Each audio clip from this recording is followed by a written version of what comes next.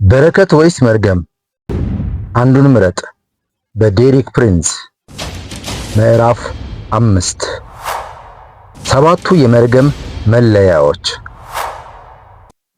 በግሌ ካካሄድኩት የረጅም ጊዜ ጥናትና ከተለያዩ ሰዎች ካካበትኩት ግንዛቤ በመነሳት የመርገምን ምልክቶች በሰባት የተለያዩ ገጽታዎች ለመከፋፈል ችያለሁ።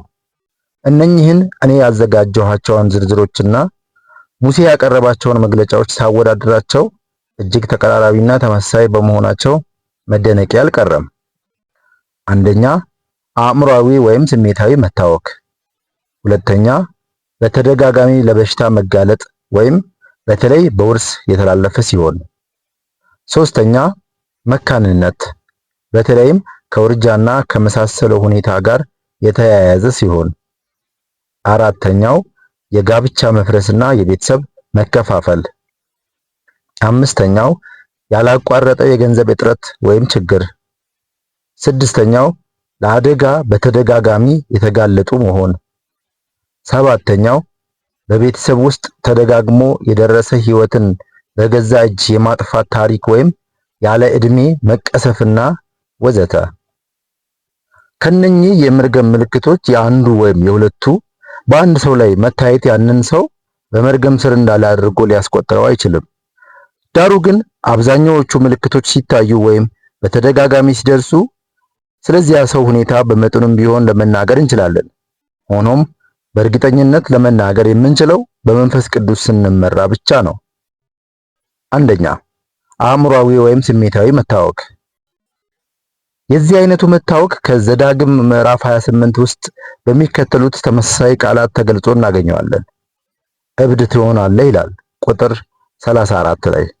በእውርነትና በድንጋጤም ይመታሃል ይላል ቁጥር 28። ተንቀጥቃጭ ልብ፣ ፈዛዛ ዓይን፣ ደካማ ነፍስ ያመጣብሃል ይላል ቁጥር 65። ነፍስህም ታመነታለች፣ ሌሊትና ቀንም ትፈራለች ይላል ቁጥር 66። በዚህ አይነቱ መታወክ በተለይም የሚጠቁት ልብና ነፍስ ወይም አእምሮ ናቸው። በሌላ አነጋገር የሰውየው ውስጣዊ ሁኔታ በውጪ የጠላት ኃይላት ይወረራል ማለት ነው። እንደነዚህ አይነቶቹ ሰዎች የራሳቸውን አስተሳሰብም ሆነ ስሜትና አድራጎት ለመቆጣጠር አይችሉም። ከውስጣቸውም የአንድ የሚደነዝዝና የሚነዘንዝ የሚቆጠቁጥ ስሜት ይሰማቸዋል። ሕይወቴ ጨለማ ነው፣ ተስፋ የለህም፣ ቀደም ሲል እናትህ እንደሆነች እንዲሁ አሁንም ደግሞ አንተም ዕድሜ የምታሳልፈው በእብደት ይሆናል ወዘተ የሚል አስደንጋጭ ስሜት ያድርበታል። በዚህ መልኩ የሚጠቁ አያሌ ክርስቲያኖች መኖራቸውን ሳጤን በእጅጉ መገረሜና ማዘኔ አልቀረም። የሚገርመው ደግሞ እንዲህ አይነቶቹ ሰዎች ችግራቸውን አምነውበት ለሌሎች የማያካፍሉ መሆናቸው ነው። ምናልባትም ለዚህ ምክንያቱ ደካማ ክርስቲያኖች ናቸው በመባል እንዳይታወቁ ስለሚፈሩ ይሆናል። ግራ መጋባት እናም ውስጣዊ መጫጫን የሚሉት ሁለቱ ቃላት ወሳኝነት አላቸው። ይኸውም ለሁለቱም ድክመቶች መንስኤያቸው በጥንቆላ ወይም በአስማት ተግባራት ላይ መሳተፍ በመሆኑ ነው። ማለትም ከበስተጀርባ የሰይጣን ኃይል እየተቆጣጠራቸው ነው ማለት ነው። በእንደዚህ አይነቱ አጋጣሚ ፍሬያማ ውጤት ሊገኝ የሚችለው ሰዎቹን የሚቆጣጠረውን ሰይጣን ለማባረር ከመሞከር በፊት በቅድሚያ መርገሙን በማስወገድ ይሆናል። ሁለተኛው፣ በተደጋጋሚ ለበሽታ መጋለጥ በተለይም በውርስ የተላለፈ ሲሆን። ለዚህም አይነቱ ህመም ተመሳሳይ ገላጭ የሆኑት ቃላት የምናገኘው በዚሁ በኦሪት ዘዳግም ምዕራፍ 28 ውስጥ ነው። ቸነፈርንም ያጣብቅብሃል ከቁጥር 21፣ በክሳት በንዳድ በጥብሳትም በትኩሳትም ይመታሃል ቁጥር 22፣ በክፉ ቁስልም ይመታሃል ቁጥር 35፣ በእባጭም በቋቁቻም በችፌም ይመታሃል ቁጥር 27፣ በእውርነት ቁጥር 28፣ እግዚአብሔር መቅሰፍትህን የዘርህን መቅሰፍት ብዙ ዘመንም የሚኖረውን ታላቅ መቅሰፍት ቁጥር 59፣ ደግሞም ያልተጻፈውን ደዌ ሁሉ መቅሰፍትም ሁሉ እስክትጠፋ ድረስ እግዚአብሔር ያመጣብሃል ቁጥር 61። እርግጥ ይህ ዝርዝር በመቅረቡ ለማንኛውም በሽታ መንስኤ መርገም ነው ማለት አይደለም። ሆኖም ግን በዝርዝሩ ውስጥ የቀረቡት አንዳንዶቹ የበሽታ አይነቶች ግን ያለምንም ጥርጥር የመርገም ውጤቶች ናቸው። እነኚህም መቅሰፍቶች በማይድን በሽታ አስፈሪና ለብዙ ዘመን የሚቆይ እንዲሁም ወዘታ በሚል መልኩ የተገለጡት ናቸው። ከነኚህ በሽታዎች በስተጀርባ ስውር የሆነ የክፋትና የጥፋት ኃይል ስለመኖሩ ጥርጥር የለውም። ይህም ኃይል በቁሳዊ ሳይሆን በመንፈሳዊ ደረጃ ያለ ነው። ሌላው ከዚህ መግለጫ ውስጥ ልናተኩርበት የሚገባው ቃል በውርስ የሚተላለፍ የሚለውን ነው። ይህ እንግዲህ ከትውልድ ወደ ትውልድ ወይም ከወላጅ ወደ ልጅ የሚወራረስ ማለት ሲሆን ለመርገም መኖርም አይነተኛ ምልክት ነው። በመሆኑም በቤተሰብ ተደጋግሞ በተከሰተ በሽታ የተጠቃ አንድ ሰው ሲያጋጥመኝ በቅድሚያ ልቋቋመው በምሞክረው በዚያን ቤተሰብ ላይ የሰፈረውን መርገም ነው። አንድ የኔ ወዳጅ የሆነና እድሜውም ወደ 60 የሚጠጋ ፓስተር በደሙ ውስጥ የብረት ንጥረ ነገሮችን አብዝቶ በሚረጭ በሽታ ይጠቃ ነበር።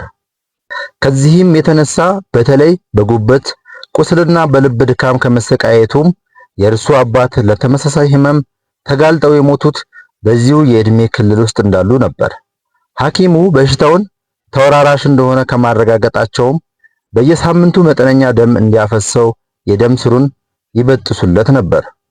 ታዲያ ክርስቲያኖች በቡድን ተሰባስበው ስለ እርሱ በሚጸልዩበት አንድ አጋጣሚ ላይ ፓስተሩ ከተቀመጠበት በመነሳት ከዚህ ከአባቴ በውርስ ከተላለፈው የመርገም ህመም ነፃ ሆኛለሁ ስል በኢየሱስ ክርስቶስ ስም አውጃለሁ ስል ተናገረ።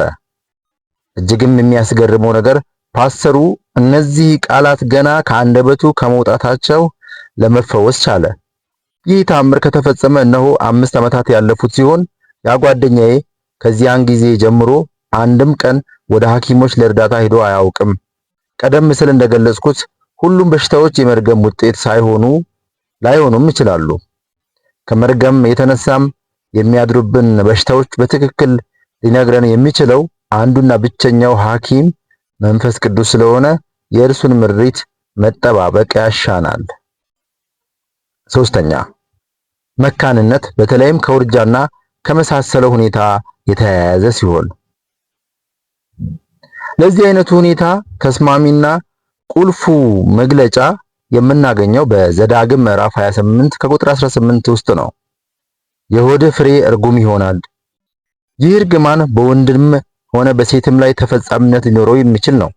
እኔና ባለቤቴ ሩት በተለይም ከወር አበባቸው ጋር በተያያዘ ለመጸነስ ላልቻሉ በብዙ መቶ ለሚቆጠሩ ሴቶች እርዳታ አድርገናል። ከችግሮቻቸው መካከል ለመጸነስ አለመቻል፣ ትክክለኛው ጊዜ ሳይደርስ መወለድ፣ የወር አበባ በትክክለኛው ጊዜ ያለ መምጣት፣ የወር አበባ ጊዜውን ሳይጠብቅ መምጣት፣ የወር አበባ እንደ ልብ የመንቀሳቀስ ዝግመት፣ የስሜት መቀዝቀዝ፣ የሴትዋ የአካል ክፍል ውሃ መቋጠር፣ እጢዎች ወይንም ደግሞ ሌሎች ከመራቢያ ሂደት ጋር የተያያዙ ችግሮች የመሳሰሉት ይገኙባቸዋል።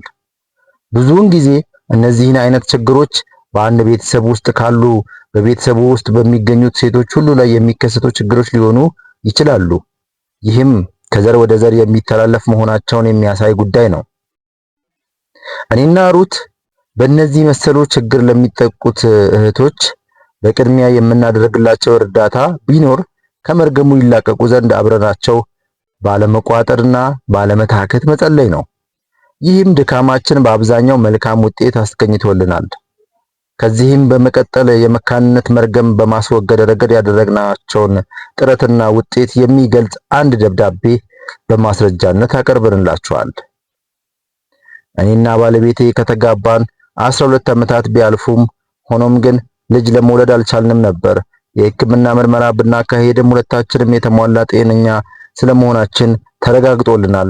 ታዲያ በሐምሌ 7 ቀን 1985 ዓመተ ምህረት እርሶ ይሰብኩበት በነበረው በአንድ የአምስተርዳም ከተማ ጉባኤ ላይ ተካፋይ ሆኜ ነበር። በትምህርቶትም ወቅት ስለ ፈውስ አንስተው ከመናገሩም በተለይ ለምን አንዳንድ ህመምተኞች በዚህ መንገድ ሊረዱ እንደማይችሉ ወይም እንደማይፈወሱ አበክረው አስገንዝበውን ነበር።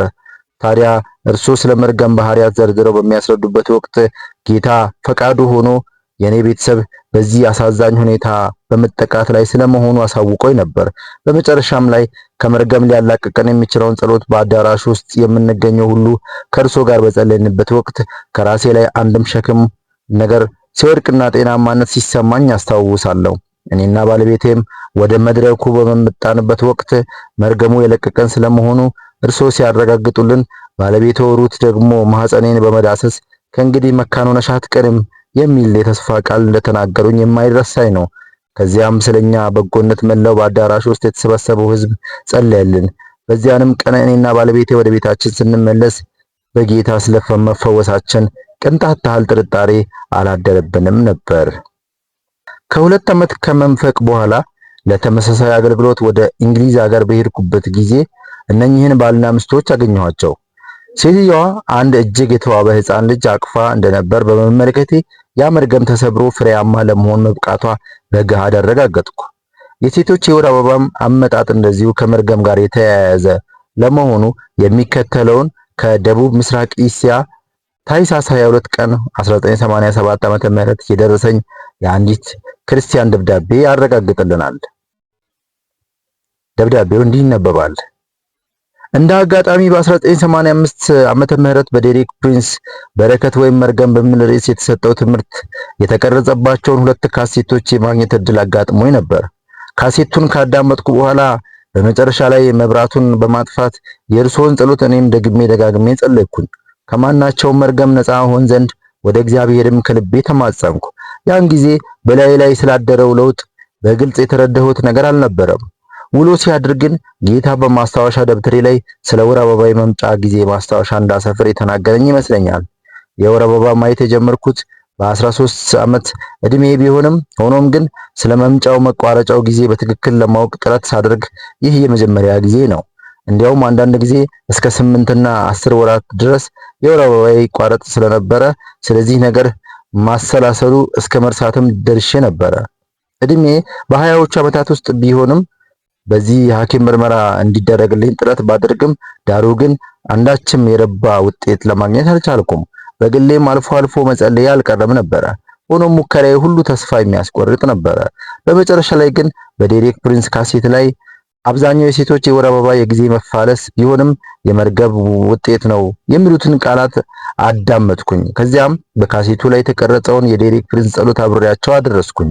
በጌታም እንደተናገረኝ በማስታወሻ ደብተሬ ላይ ጊዜን በመዝገብ በመጀመሬ እነሆ በሕይወቴ ለመጀመሪያ ጊዜ በየወሩ በ28 ቀን የወር አበባዬ ያለማቋረጥ መታየቱን ለማወቅ ቻልኩኝ። የሚገርመው ደግሞ ይህ መርገም እንዴት ሊያገኘኝ ቻለ ብዬ ራሴን ደጋግሜ በጠየቅኩበት ወቅት ገና የሁለተኛ ደረጃ ተማሪ በነበርኩ ወቅት የወር አበባን እንደ መርገም በመቁጠር ብዙ ጊዜ እያወገዝኩ ለጓደኞቼ እናገረው የነበረው ትዝ አለኝ። ለካስ በምሳሌ መጽሐፍ ምዕራፍ 18 ከቁጥር 21 ላይ ሞትና ሕይወት በምላስ እጅ ናቸው የተባለው ያለ ምክንያት አልነበረም። እንግዲህ በጌታ እንደታዘዝኩት ከነሐሴ 1985 ዓመተ ምህረት አንስቶ ስለ ወር አበባዬ በማስታወሻ ደብተሬ ላይ ስለምመዘግብ ያለማቋረጥ በየ28 ቀኑ እንደሚመጣ እርግጠኛ ለመሆን ችያለሁ። የሰውነቴም ክብደት እንደ ቀድሞ የሚዋዥቅ ሳይሆን ጤናማ እድገት የሚታይበት ነው። እዚህ ላይ ልናስታውሰው የሚገባው ይህች ሴት በምዕራፍ 2 እንደጠቀስናት እንደ ሚሪየም ሁሉ የጸለየችው አካላዊ ፈውስ ለማግኘት ሳይሆን ከመርገም ለመላቀቅ እንደነበረና ይህም የልብ ፍላጎቷ እንደተሳካላት ነው።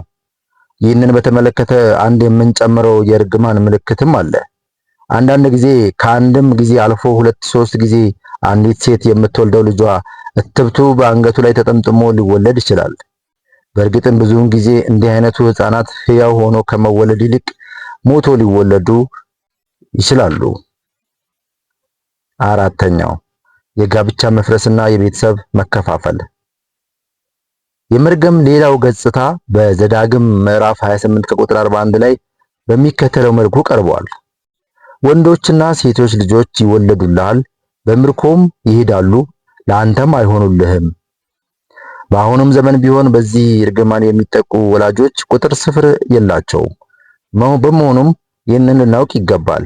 በዘመናችን ተንሰራፍተው ከሚታዩ የክፋት ኃይላት ውስጥ ወጣቶችን በመላው ዓለም በማጥቃትና ከወላጆቻቸው እንዲያፈገፍጉ በማድረግ ተቀዳሚው ሚና የሚጫወተው የእጽ ሱሰኝነት ሲሆን በዝሙትና በሰይጣናዊ ሙዚቃዎች እንዲሁም በአስማትና በጥንቆላ የሚማረኩትም ወንዶች ሴቶች ብዛት የማይተናነስ ነው። ሚልክያስ በዘመኑ ማብቂያ ላይ ስለሚኖራቸው ሁኔታዎች የሚከተሉትን ትንቢታዊ ቃል አስፍሮልናል። እነሆ ታላቁና የሚያስፈራው የእግዚአብሔር ቀን ሳይመጣ ነቢዩ ኤልያስን እልክላችኋለሁ፣ መጥቼም ምድርን በእርግማን እንዳልመታ እርሱ የአባቶችን ልብ ወደ ልጆች የልጆችንም ልብ ወደ አባቶች ይመልሳል። ትንቢተ ሚልክያስ ምዕራፍ 4 ከቁጥር 5 እስከ 6። ሚልክያስ የሚያስጠነቅቀን በመጨረሻው ዘመን ላይ የክፋት ኃይል በስፋትና በብርታት ስለሚንሰራፋ ልጆችን ከወላጆች በመለያየት ከባድ የጥፋት ተልዕኮ እንደሚያካሂድ ነው። በመሆኑም እግዚአብሔር በምሕረቱ እስካልጎበኘን ድረስ ይህ ጥፋት መላዋን ዓለም እንደሚያጥለቀልቅና የእያንዳንዳችንንም በር እንደሚያንኳኳ ነው።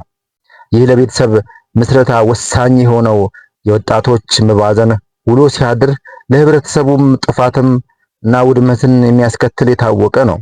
ወጣቱ ራሱን ባልባሌ ልማዶች እስካስገዛ ጤናማ ጋብቻ ለመመስረትም ሆነ ፍሬያማ ልጆች ወልዶ ለማሳደግ ይሳነዋል። በአጭሩ ልጅ ከወላጁ፣ ሚስት ከባሏ፣ እህት ከወንድሟ የማይስማሙ ይሆናሉ። መጨረሻውም የቤተሰብ መናጋትና መፍረስ ይሆናል። የእግዚአብሔርን ትእዛዛትና መመሪያዎች ለሚከተሉት ግን ከዚህ መርገም የመዳን ዕድል ይኖራቸዋል። ሆኖም ግን በቅድሚያ ማናችንም ብንሆን የቤተሰብ መፍረስና መበታተን የመርገም ውጤት መሆኑን ማመን አለብን። ከዚያም በመጽሐፍ ቅዱሳዊ ትእዛዝ መሰረት በመመራት ከመርገሙ በጸሎት ኃይል ልንላቀቅ ይገባል። ይህንን እስካደረግን ጤናማ የቤተሰብ ሕይወት የምንመራበትን መንገድ እናገኛለን። አምስተኛው ያላቋረጠ የገንዘብ እጥረት። በኦሪት ዘዳግም ምዕራፍ 28 ላይ ሁለት ተዛማጅ የሆኑ ሐረጎች እናገኛለን። እነርሱም እንቅብህና ቡቃያህ ርጉም ይሆናሉ ከቁጥር 17 የሚለውና በዘመንህም ሁሉ የተጨነቀህ የተዘረፍህም ትሆናለህ ከቁጥር 29 የሚሉ ናቸው። የዚህን እርግማን አጠቃላይ ገጽታ ግን ከቁጥር 47 እስከ 48 ላይ በሚከተለው ሁኔታ ቀርበዋል። ሁሉንም አብዝቶ ስለሰጠህ አምላክህን እግዚአብሔርን በፍስሐና በሐሴት አላመለክህምና በረሃብ በጥማትና በራቁትነትም ሁሉንም በማጣት እግዚአብሔር ለምልክብህ ለጠላቶችህ ትገዛለህ፣ እስኪያጠፋህም ድረስ በአንገትህ ላይ የብረት ቀንበር ይጭናል ይላል።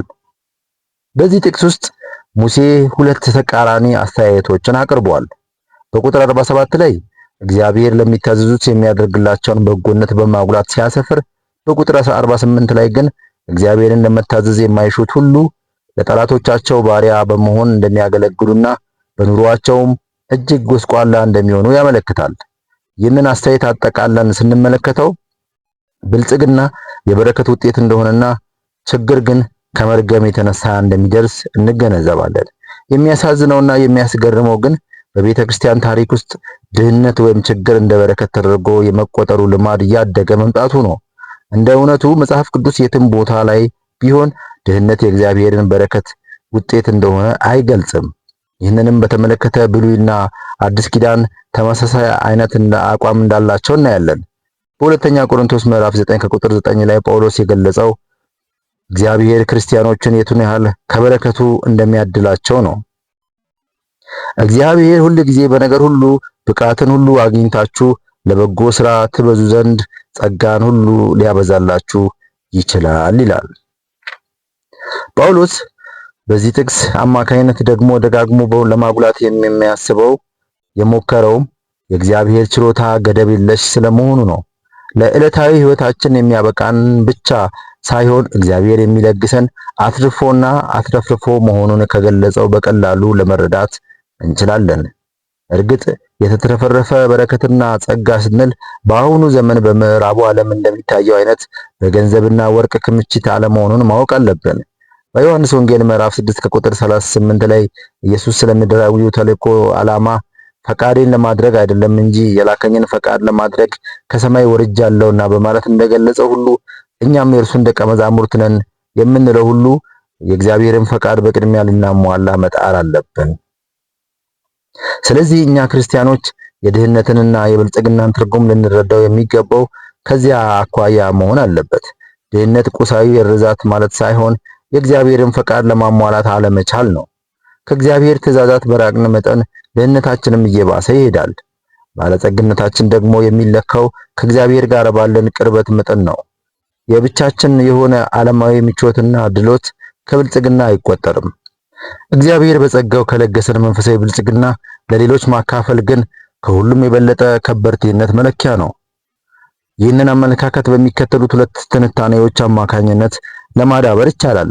አንደኛው የእግዚአብሔርን ጸጋ ስጦታ በአግባቡ የተጠቀምንበት ስለመሆን አለመሆኑ ሁልጊዜም ቢሆን ለፈተና የተጋለጥን እንሆናለን።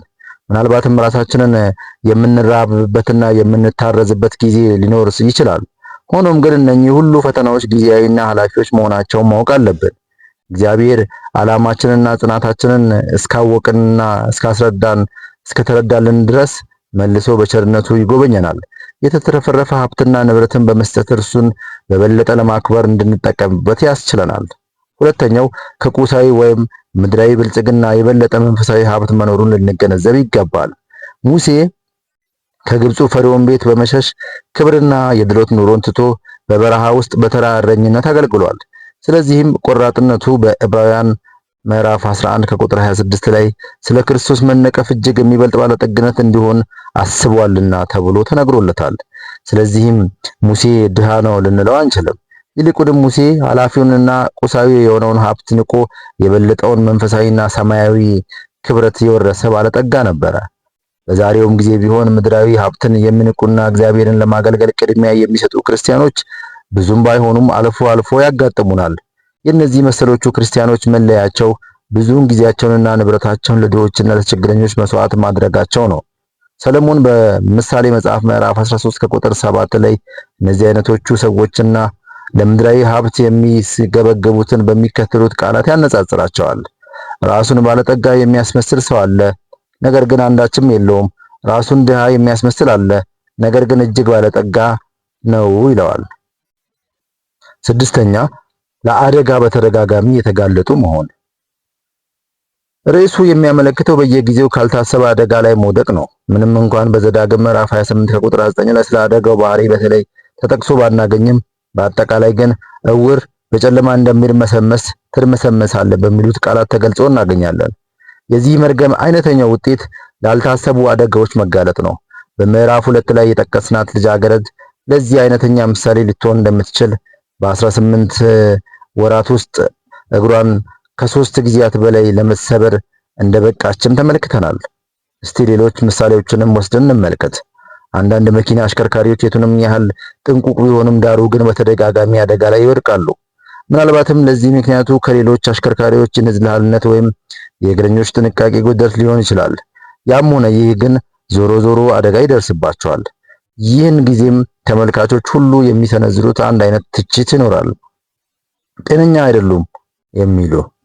እስቲ በስራ ቦታ ላይ ሊያጋጥሙ ስለሚችሉ የመርገም ውጤቶች ደግሞ በመጠኑ እንመልከት።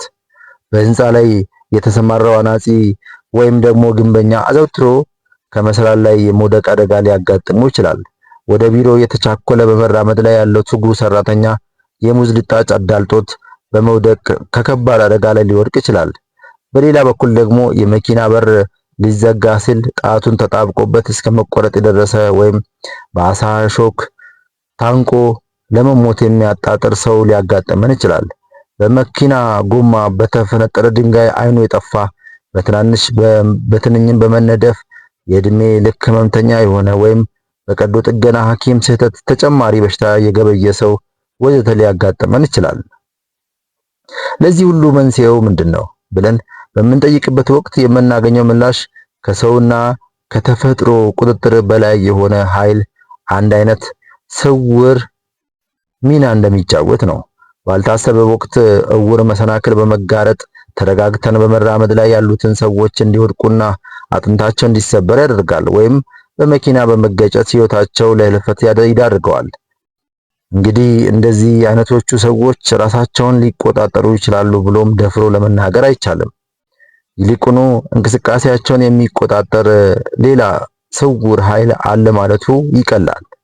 ስለነዚህ መሰሎቹ ሰዎች የመድህን ድርጅቶችም ጭምር በአያሌ ከመጨነቃቸውም የተነሳ ይመስላል በአሁኑ ጊዜ ልዩ ልዩ ጥንቃቄ በማድረግ ላይ ናቸው። በተደጋጋሚ ለአደጋ የተጋለጠው ሰው በኢንሹራንስ ፖሊሲያቸው ለማቀፍ ፈቃደኛ ካለመሆናቸውም ቢቀበሉትም እንኳን የሚያስከፍሉት ወርሃዊ መዋጮ ከተለመደው ከፍ ያለ ይሆናል። ሰባተኛ በቤተሰብ ውስጥ ደጋግሞ የተከሰተ ህይወትን በገዛ እጅ ማጥፋት ታሪክ ወይም ያለ ጊዜ መቀሰፍና ወዘተ። በኦሪት ዘዳግም ምዕራፍ 28 ላይ ስለዚህ አይነቱ መቅሰፍታዊ ሞት ከልክ በላይ ተዘርዝሮ እናገኛለን። በዚህ መልኩ የሚገለጸው መርገም በግለሰብ ላይ ብቻ የተወሰነ ሳይሆን አንዳንድ ጊዜም አንድን ነገድን ወይም ማህበረሰብን የሚያጠቃልልበትም ወቅት አለ። እንደዚሁም ሁሉ ደግሞ ከትውልድ እስከ ትውልድ የሚተላለፍበት ሁኔታም አለ። የዚህ አይነቱ እርግማን በአንዳንድ ህብረተሰብ ታሪክ ውስጥ ተደጋግሞ በመከሰቱ እርግማኑ በተለይ ያንዣበበባቸውን ቤተሰቦች ወይም የህብረተሰብ ክፍሎች በማገልገል እስከ ማጥፋትና እስከ ማግለልም የተደረሰበትም ወቅት አለ። ይህንን የመሰሉ ድርጊቶች በተለይ በግሪክ ታሪክ ውስጥ ተደጋግሞ የተመሰከረ ሲሆን በሌሎችም አረመኔ ባህሎች ውስጥ የተለመደ ነገር ነው። ግሪኮች ይህንን አጋጣሚ ኔማሲስ ከሚለው ጣዖት ጋር አያይዘው የሚገልጹት ሲሆን ሌሎቹ አረመኔ ባህሎች ደግሞ የተለያዩ መጠሪያዎችን ይጠቀማሉ። በዚህ አይነቱ መርገም የሚጠቁ ሰዎች ብዙውን ጊዜ ስለሚደርስባቸው አደጋ አስቀድመው የመተንበይ ችሎታ እንዳላቸው ይነገርላቸዋል። ያም ሆኖ ግን ከተጠቃባቸው መቅሰፍት ራሳቸውን የማዳን ችሎታ አይኖራቸውም። በግለሰብም ደረጃ ቢሆን ይህንን መሰሉ ችሎታ እንዳለ ይነገራል። ለምሳሌ አንዳንዶች አባቴ በዚህ አይነት አሟሟት ስለሞተ ያለኔም አይቀርልኝም ሲሉ እንደተናገሩና በዚያው አይነት መቅሰፍት ሕይወታቸው እንዳለፈ ይታወቃል። እንዲያውም በዚህ አይነቱ ትንበያቸው እርግጠኞች የሆኑት የሚሞቱበትን ዕለት ጭምር ቁርጥ አድርገው እንደሚናገሩም ጭምር የተረጋገጠ ነው። ይህ እነርሱ እምነት አሉታዊ ዕውቀትን ቢያስገኝላቸውም ጤናማ ሕይወትን ግን ሊያላብሳቸው የሚችል አይደለም። ስለ መርገሞች በማስመልከት በሰባት ርዕሶች በመከፋፈል ያደረግነው ጥናት ምሉዕነት ያለው ነው ብዬ በበኩሌ ደፍሬ ባልናገርም በዚህ በእኔ መነሻ ጥናት ላይ ሌሎችም ሊጨምሩበት ወይም ሊያሻሽሉት ይችላሉ ብዬ አስባለሁ። የኔ አቀራረብ በመንደርደሪያነት እንዲያገለግል በመሆኑ እናንተም ስለ መርገም ባህሪያት በመጠኑም ቢሆን መሰረታዊ ዕውቀት እንደገበያችሁበት እምነቴ ነው። እንደዚሁም እኔ ስላቀረብኳቸው አስተያየቶችና የሚኖራችሁን አመለካከት የተለያየ ሊሆን ይችላል። ለምሳሌ አንዳንዶቹን የመርገም አይነቶች በሕይወታችሁ እንደተከሰቱ በማረጋገጥ ልታምኑባቸው ስትችሉ፣ በሌሎች ላይ ግን ጥርጣሬ ሊያድርባችሁ ይችላል። ወይም ደግሞ በምዕራፍ 1 ውስጥ በምሳሌነት እንደጠቀስኩት ሰው በውርስ የተላለፈ አደጋ በላያችን ላይ በማንዣበብ ላይ እንዳለ ቢሰማችሁም ዳሩ ግን ስለ መንስኤው ምንም አይነት ዕውቀት ወይም ግንዛቤ ላይኖራችሁ ይችላል። እንደዚህ ሁሉ ረጅሙ የመርገም ክንድ በዙሪያችን ባሉትና በቅርብ በምታውቋቸው ሰዎች ላይ ተዘርግቶ በልዩ ልዩ አደጋ እንዳደረገባቸው በዓይናችን በብሌኑ ብታዩም እንደማታምኑ የሚጋርዷችሁ ኃይል ወይም ሽፋን ሊኖር ይችላል። ያም ሆነ ይህ ግን እንዴት እንዲህ አይነቱ ነገር ሊፈጸም ቻለ ስትሉ ራሳችሁን መጠየቃችሁ የማይቀር ነው። ከዚያም በመነሳት በኔምስ ላይ እንዲህ አይነቱ ነገር ለምን ደረሰ፣ መንስኤውስ ምንድነው በማለት ወደ መጠየቁ ትሸጋገራላችሁ። ይህን ጥያቄ እስካነሳችሁ ድረስ ወደ ጥናታችን ሁለተኛ ክፍል ለመሸጋገር ተዳርሳችኋል ማለት ነው። ለማንኛውም መርገም ምክንያት አለው በሚለው ክፍል ውስጥ ለመርገም መንስኤዎች የሆኑት ዋና ዋና ምክንያቶች ተዘርዝረዋል። እናንተም በተለይ ለገጠማችሁ ችግር መንስኤው ምን እንደሆነ እስካወቃችሁት መፍትሄ ልትፈልጉለትና ልታገኙለትም ብሎም ጤናማ ሕይወት ልትመሩ ትችላላችሁ።